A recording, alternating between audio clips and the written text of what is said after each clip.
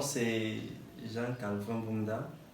Je suis d'abord enseignant de physique, puis actuellement j'occupe le poste de préfet des études, c'est-à-dire la pédagogie au collège Christ de Bout, c'est moi. Je l'organise sur la supervision de la sœur principale, la sœur Irma.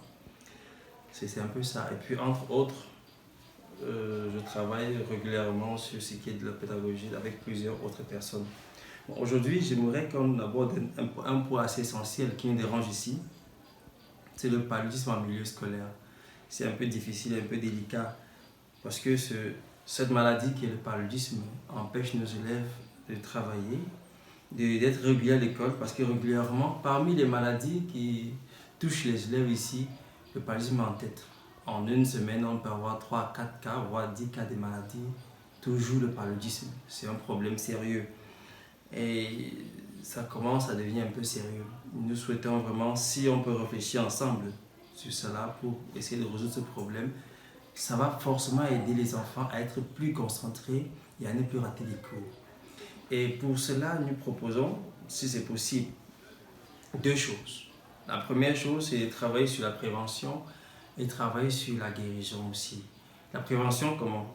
Si jamais à l'internat, puisque nous sommes en régime interne et externe, si à l'internat on peut avoir la chance d'avoir les moustiquaires, c'est-à-dire les enfants dorment sécurisés dans les moustiquaires imprégnés, je crois que ça va réduire la contagion, ça va réduire aussi les infections.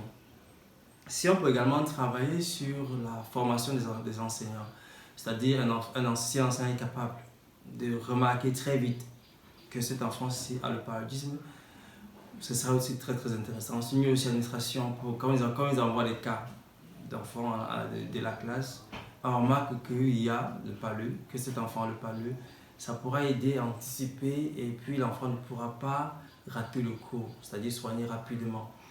Bon, aussi, autre chose, la deuxième méthode, c'est l'aspect curatif, soigner. C'est un problème parce que tout coûte cher, ça coûte un peu cher les médicaments. Si on peut apporter un peu, si on peut apporter aux enfants, donc à guérir ces enfants-là. Mais n'oublions pas aussi que même les enseignants aussi ne sont pas épargnés. Les enseignants aussi en souffrent de cette maladie. Et si on peut aussi apporter, mettre à disposition des médicaments qu'on peut aussi donner aux enseignants, aux éducateurs, ça pourra empêcher aussi qu'un éducateur ne rate pas un cours parce qu'il est malade du palu. Parce que c'est une des maladies, de par l'environnement qui n'est pas aussi très propre et sain, forcément ça touche tout le monde. Vraiment, merci.